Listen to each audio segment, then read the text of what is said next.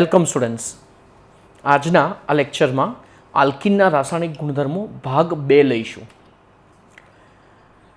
Students, previous સેશનમાં આલ્કિનની hydrogen, chlorine, પછી માર્કોનિકો, પ્રતિમાર્કોનિકોનો નિયમ, આટલા ટોપિક્સ કમ્પ્લીટ થયા. બરાબર. આજે લઈએ છીએ આલ્કિનની સલ્ફ્યુરિક એસિડ સાથેની પ્રક્રિયા પ્લસ બીજી રાસાયણિક પ્રક્રિયાઓ. આલ્કિન હોય જો એની તમે ઠંડુ H2SO4નું સાંદ્ર જલીય દ્રાવણ લો તો એ વખતે ચલો H2SO4 જે છે એમાંથી 2 આયનો તમને મળશે. કયા કયા? H+ અને HSO4 1-. સિમ્પલ વસ્તુ છે. એટલે અહીંયા આ બંધ તૂટશે, O- બનશે, વિદ્યુત ઋણતા વધારે હોય એટલે એને H+ બનશે. અહીંયા બંધ તૂટશે, એક જગ્યાએ પ્લસ એક જગ્યાએ માઇનસ. ચલો, ઇથિન તો સંમિત ઇથિલિનિક દ્વિબંધ છે એટલે એના લીધે શું થશે કે જ્યારે બી બંધ તૂટશે તો એ વખતે તમને જે નિપજ મળવાની છે અહીંયા, તો એ વખતે H ક્યાંય પણ જોડાય ને OSO3H ક્યાંય બી જોડાય એટલે HSO4 1- કહેવાય ને. એટલે જો OSO2OH, બરાબર, જેનું નામ છે ઇથાઇલ હાઇડ્રોજન સલ્ફેટ.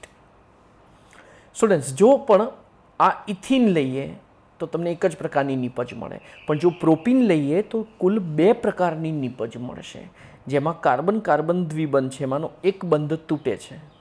બરાબર.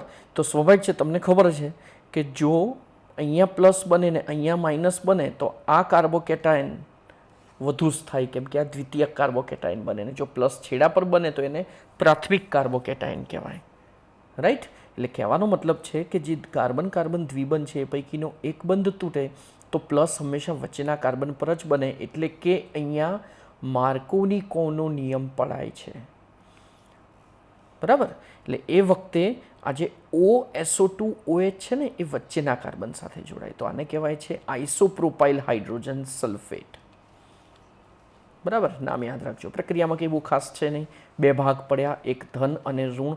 અને તમને ખબર છે ઋણ ઓછી સંખ્યામાં હાઇડ્રોજન ધરાવતા ઇથિલિનિક કાર્બન સાથે જોડાય.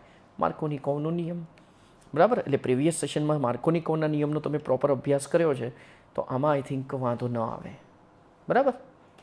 નેક્સ્ટ હવે આવે છે પાણીનું ઉમેરણ. તો જો સ્ટુડન્ટ્સ, જે આપણે આગળ સમજ્યા એનું એ જ વસ્તુ છે.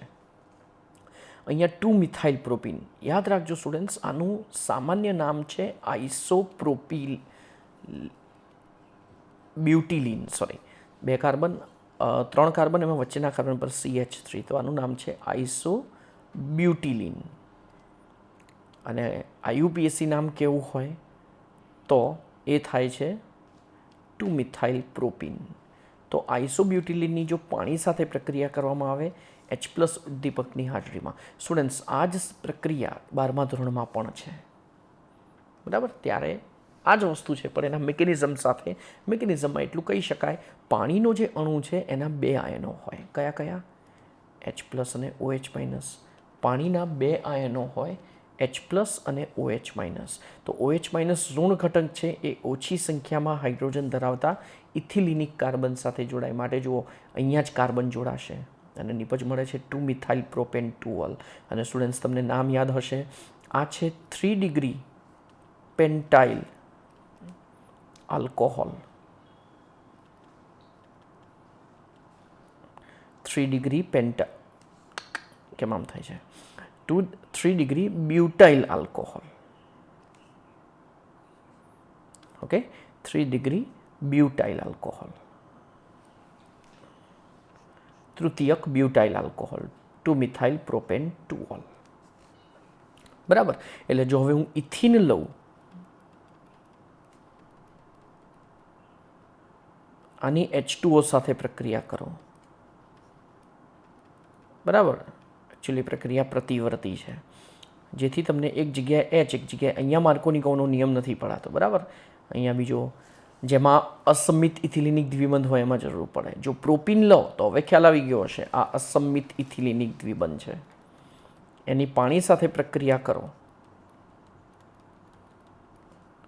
બરાબર. બંધ તૂટે, એક જગ્યાએ OH ને એક જગ્યાએ H, એટલે અહીંયા નિપજ મળે છે CH3CH CH3 અને વચ્ચેના કાર્બન પર OH. આ છે ઇથેનોલ અને આ છે પ્રોપેન 2-ઓલ. બરાબર. તો ઇથિનમાંથી ઇથેનોલ અને પ્રોપીનમાંથી પ્રોપેન 2-ઓલ. ફરીથી ઇથિનમાંથી ઇથેનોલ અને પ્રોપીનમાંથી પ્રોપેન 2-ઓલ. બરાબર. તો આ છે પાણીનું ઉમેરણ. નેક્સ્ટ, હવે ધ્યાન આપજો અહીંયા મોસ્ટ ઇમ્પોર્ટન્ટ, ઓક્સિડેશન. તો સ્ટુડન્ટ્સ તમને ખબર છે ઓક્સિડેશનમાં જનરલી શું થાય? તો સિમ્પલ, ઓક્સિજન ઉમેરાય. તો આલ્કિન ઠંડા મંદ KMnO4 સાથે જ્યારે પ્રક્રિયા કરે, આ ઠંડુ મંદ KMnO4નું જલીય દ્રાવણ છે ને, એને કહેવાય છે બેયરનો પ્રક્રિયક, બેયર્સ રિએજન્ટ. બરાબર. અને તમને મળે છે વિસિનલ ડાયોલ. વિસિનલ એટલે પાસના કાર્બન પર. જો અહીંયા કયો સમૂહ છે? અહીંયા છે OH. બરાબર. તો ઇથિનમાં બંધ તૂટે, એક જગ્યાએ OH ને બીજી જગ્યાએ OH, એટલે જે H2O અને એક ઓક્સિજન ઉમેરાય છે. આ એક O ક્યાંથી આવે? તો કે ભાઈ KMnO4નું કામ જ છે શું? ઓક્સિજન પ્રોવાઈડ કરવાનું, કેમ કે પોતે ઓક્સિડેશન કરતા છે. બરાબર. અને એ ઓક્સિજન પ્રોવાઈડ કરશે. બરાબર. તો ઇથિનમાંથી તમને નિપજ મળી ઇથેન 1,2 ડાયોલ. પ્રોપીન લો તો પ્રોપેન 1,2 ડાયોલ. ઇન શોર્ટ, જ્યાં દ્વિબંધ હતો ને ત્યાં એક બંધ તૂટે ને બંને જગ્યાએ એક OH આવી જાય. ઇઝી. ચલો હવે ધ્યાનથી જોજો. હવે અહીંયા મંદ KMnO4નું જલીય દ્રાવણ હતું. હવે એ જ KMnO4 ને આપણે એસિડિક બનાવો, એટલે કે એસિડમાં ઓગાળો. KMnO4 ને એસિડમાં ઓગાળો, અથવા તો પોટેશિયમ ડાયક્રોમેટ લો. પોટેશિયમ ડાયક્રોમેટનું સૂત્ર છે K2Cr2O7.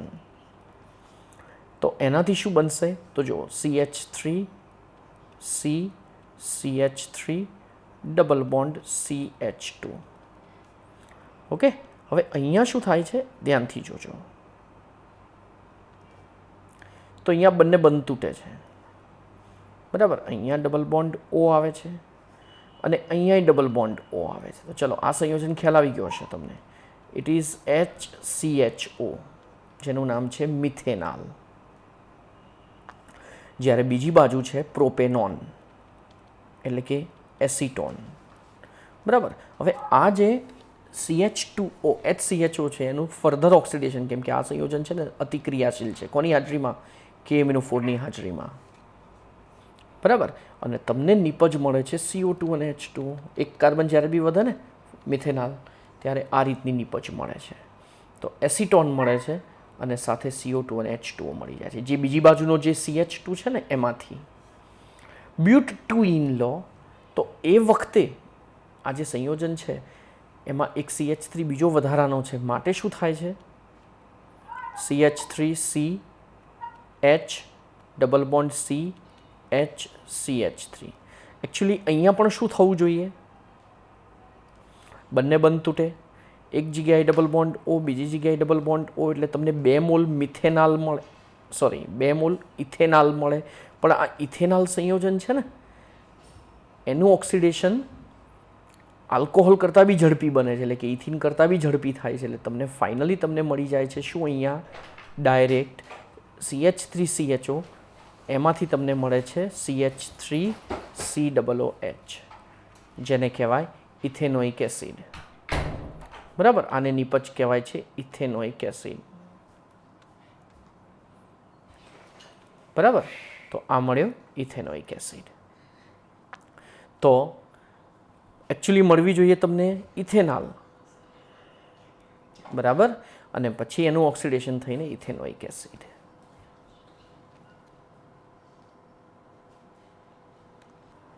Okay. Next most important topic, નામ છે ઓઝોનોલિસિસ. આલ્કિન સંયોજનોમાં ઓઝોન જ્યારે ઉમેરાય ત્યારે સૌપ્રથમ તમને નિપજ મળે છે ઓઝોનોલિસિસ, ઓઝોનાઇડ. અને પછી ઝિંકની હાજરીમાં એનું જળ વિભાજન કરો ત્યારે એ તૂટીને નાના અણુમાં ફેરવાય છે. એટલે આ ઓઝોન સાથે જોડાવાની જે ક્રિયા છે, જળ વિભાજનની જે ક્રિયા છે, એ કમ્બાઇન્ડલી કહેવાય છે ઓઝોનોલિસિસ. હવે આ પ્રક્રિયા છે ને ખાસ આલ્કિન કે અસંતૃપ્ત એટલે શું ખબર છે? કાર્બન કાર્બન વચ્ચે દ્વિબંધ હોય અથવા તો ત્રિબંધ હોય. દ્વિબંધ હોય કે ત્રિબંધ હોય, એમાં કાર્બન કાર્બન વચ્ચે દ્વિબંધ કઈ જગ્યાએ હશે એનું સ્થાન નક્કી કરવા માટે આપણે એનો ઉપયોગ થાય છે. ચલો કેવી રીતે એ આપણે 1 by 1 સમજીશું. સૌ પ્રથમ એકદમ બેઝિક ઉદાહરણ લઉં છું. પહેલું સંયોજન છે CH2 ડબલ બોન્ડ CH2. આની પ્રક્રિયા થાય છે ઓઝોન સાથે. ચલો ધ્યાનથી જોજો સ્ટુડન્ટ્સ, કેમ કે આ ટોપિક બહુ જ મોટો છે. તો ઇથિન સંયોજન લીધું, એની પ્રક્રિયા કરી ઓઝોન સાથે. તો ઓઝોનની લાક્ષણિકતા એ ક્યાં જોડાશે ખબર છે? કે જ્યાં કાર્બન કાર્બન વચ્ચે દ્વિબંધ હોય ત્યાં ઓઝોનનો અણુ આ રીતે ઘર બનાવીને રહે છે આલ્કિનની અંદર. ચલો જો તમને ખબર પડી જશે ઘર જેવો આકાર. બરાબર, જ્યાં દ્વિબંધ હોય ત્યાં રીતે ઓઝોન આ શેપમાં જોઈન્ટ થઈ જાય. બરાબર, અને જેવું તમે આ સંયોજનનું જળ વિભાજન કરો, જળ વિભાજનમાં શું થાય? તો કે ઝિંકનો ઉપયોગ થાય. બરાબર, પાણીનો અણુ અંદર ઉમેરાય અને શું બનાવશે એ પછી. પણ પહેલાં તો જુઓ, આ રીતે અહીંયા બંધ તૂટે છે બંને. ચલો હવે શું વધ્યું એ લખીએ. તો CH2O CH2O આટલું વધ્યું, આટલો ભાગ વધ્યો અને આટલો ભાગ વધ્યો, જોઈ લો. અને અહીંયા વચ્ચે દ્વિબંધ રચાઈ જાય છે. બરાબર, ચલો CH2O ભાઈ શું કહેવાય? HCHO, formaldehyde. આ બી ફોર્માલ્ડિહાઇડ, એટલે 2 મોલ ફોર્માલ્ડિહાઇડ મળશે તમને. અને પ્લસ હવે આજે એક O વધ્યો, જુઓ, એ O H2O સાથે જોઈન થઈને H2O2 બનાવી દે છે. તો આ રીતે તમને મિથેનાલ મળે છે. શું મળે છે? મિથેનાલ. ઇઝી, જોઈ લો, એકદમ સહેલું. હવે નેક્સ્ટ આવે છે પ્રોપીન.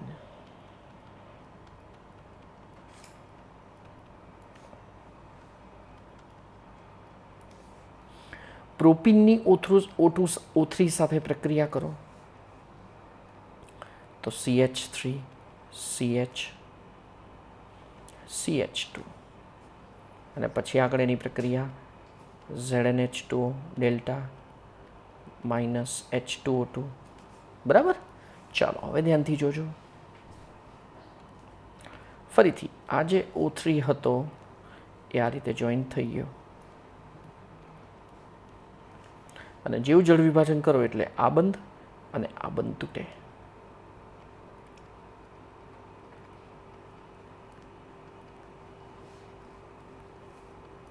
તો આ રીતે ઇથેનાલ અને મિથેનાલનું મિશ્રણ મળે છે. ઓવર. ચાલો એટલે ચલો આ તો થયું મેકેનિઝમ.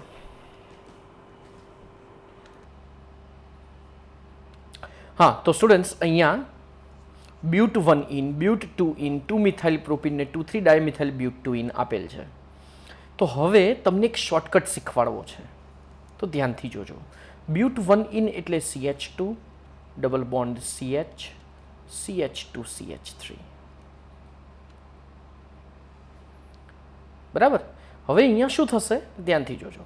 તો બંને બંધ તૂટે છે, ખબર છે ને, આફ્ટર ઓલ. ને અહીંયા ડબલ બોન્ડ O ને અહીંયા ડબલ બોન્ડ O આવી જાય છે, જોઈ લો. તો એક મળ્યો તમને મિથેનાલ ને બીજો મળ્યો પ્રોપેનાલ. ચલો બ્યુટ 2 ઇન લઈએ, CH3 CH double bond CH CH3. ચલો હવે તો સાવ સહેલું અને હવે ખ્યાલ પણ આવી ગયો હશે શું થાય અહીંયા. તો બંને બંધ તૂટી જાય, અહીંયા ડબલ બોન્ડ O ને અહીંયા ડબલ બોન્ડ O. તો તમને 2 મોલ ઇથેનાલ મળ્યો. ઇઝી. ચલો હવે નેક્સ્ટ લઈએ.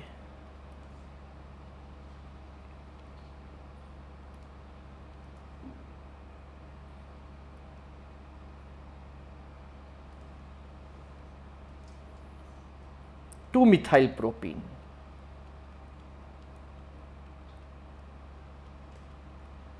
આ રીતે તો હવે અહીંયા શું થશે ધ્યાનથી જોજો.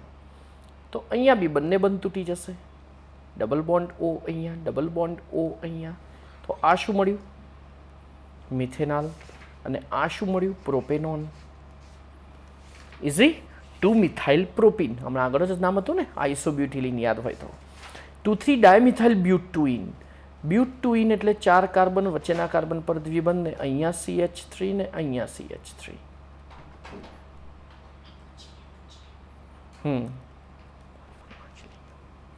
અને અહીંયા CH3 CH3.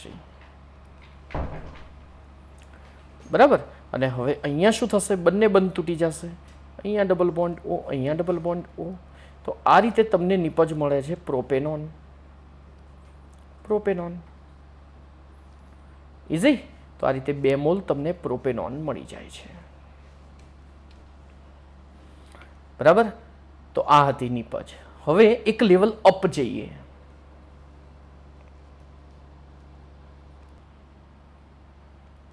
હા, તો સ્ટુડન્ટ્સ અહીંયા તમને ઊંધું પૂછ્યું છે. નિપજો 2 આપી દીધી છે અને તમને પ્રક્રિયક પૂછ્યો છે કે કયા દ્વિબંધવાળું સંયોજન લેવું જોઈએ. તો એક છે O3 અને બીજો ZnH2. ચલો, એ તો હવે તમને ખ્યાલ છે જ કે આ ઓઝોનોલિસિસ પ્રક્રિયા છે. બરાબર. પેન્ટેન 3 ઓન ધારો કે હું લઉં તો પેન્ટેન 3 ઓનનું બંધારણ તો દોરીએ. CH3 CH2 C double bond O CH2 CH3. પેન્ટેનાલ કેવી રીતે લખાય? C double bond O H CH2 CH2 CH2 CH3. ચલો, હવે પેલું ખબર પડી ગઈ હશે કે ભાઈ આ બેનું મિશ્રણ મળે છે. એટલે એનો મતલબ એ થયો. તો યાદ હોય તો ખબર છે હમણાં મેં એવું કીધું હતું કે જ્યાં દ્વિબંધ હોય ત્યાં બંધ તોડીને પછી નીચે મેં આવું લખ્યું હતું, યાદ હોય તો મેં અહીંયા એ જ સ્વરૂપે જે નિપજો આપી છે ને મેં એ લખી. બરાબર. એ રીતે જ મેં લખ્યું છે. જુઓ તો બસ પતી ગયું, ફિનિશ. આપણે આ કટ કરવાનું અને ત્યાં ડબલ બોન્ડ ઓ કરી દેવાના. તો આ થયો પ્રક્રિયક આપણો કે જેનું ઓઝોનોલિસિસ કરતાં તમને આ 2 નિપજો મળતી હતી.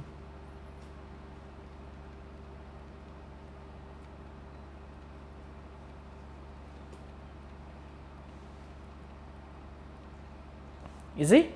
તો આનું નામ થશે 1 2 3 4 5 6 7 અને 8. 8 કાર્બન ને ત્રીજા નંબર પર ઇથાઇલ. તો આનું નામ થશે 3 ઇથાઇલ અને ઓક્ટ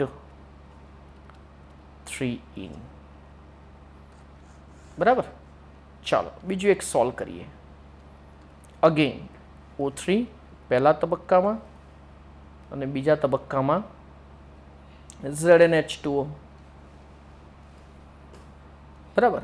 ધારો કે એમ કહું કે તમને નિપજ મળે છે એસિટોન. 1 મોલ એસિટોન મળે છે અને બીજો મળે છે તમને એસિટોફિનોન. એટલે બેન્ઝીનવાળી એક નિપજ. ચલો, હવે આ એસિટોફિનોન હાલ તમને ખ્યાલ ઓછો આવશે કેમ કે બેન્ઝીનના સંયોજનોનું લિસ્ટ બાકી છે. એસિટોન એટલે શું? તો કે CH3 COCH3. તો ચલો એ CH3 હું માથે લખી નાખું. બરાબર. અને બીજો છે એસિટોફિનોન. તો એસિટોફિનોન એટલે CO બેન્ઝીન રિંગ અને CH3. તો પતી ગયું. ચલો આ 2 બંધ તોડી દો અને ત્યાં દ્વિબંધ કરી દો.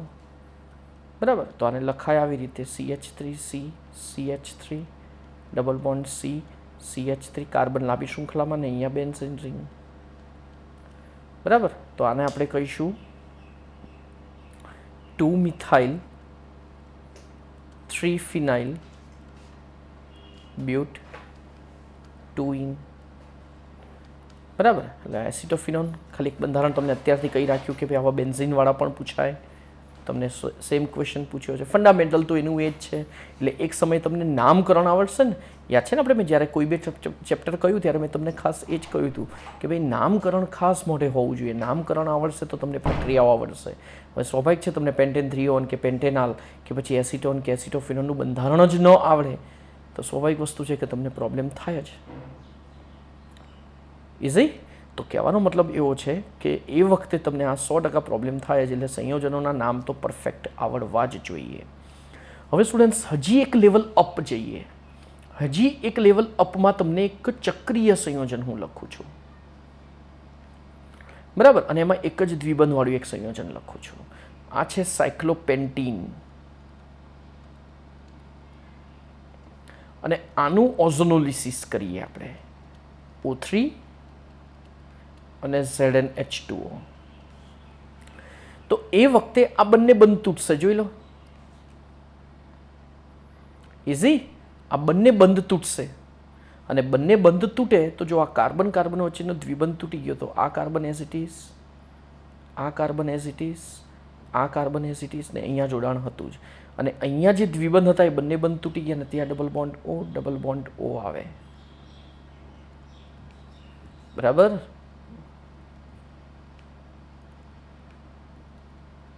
તો 1 2 3 4 5 પેન્ટેન 1,5 ડાયઆલ, આલ એટલે ખબર પડી, આલ્ડીહાઇડ. તો આવી નીપજ મળે. અને જો હું બે દ્વિબંધવાળું એક સંયોજન લઉં, તો ચલો એક આ સંયોજન લઉં છું અને એક આ સંયોજન લઉં છું. આને કહેવાય સાયક્લોહેક્ઝા 1 2 3 1,3 ડાઇન, સાયક્લોહેક્ઝા 1,3 ડાઇન,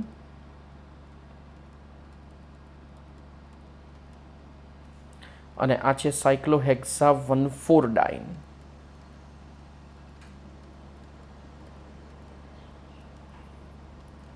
બરાબર, સાયક્લોહેક્ઝા 1,3 ડાઇન, સાયક્લોહેક્ઝા 1,4 ડાઇન. ચલો એમાં જુઓ, અહીંયા ને અહીંયા બંધ તૂટશે, અહીંયા ને અહીંયા બંધ તૂટશે જ્યારે આપણે એનું ઓઝોનોલિસિસ કરીએ ત્યારે.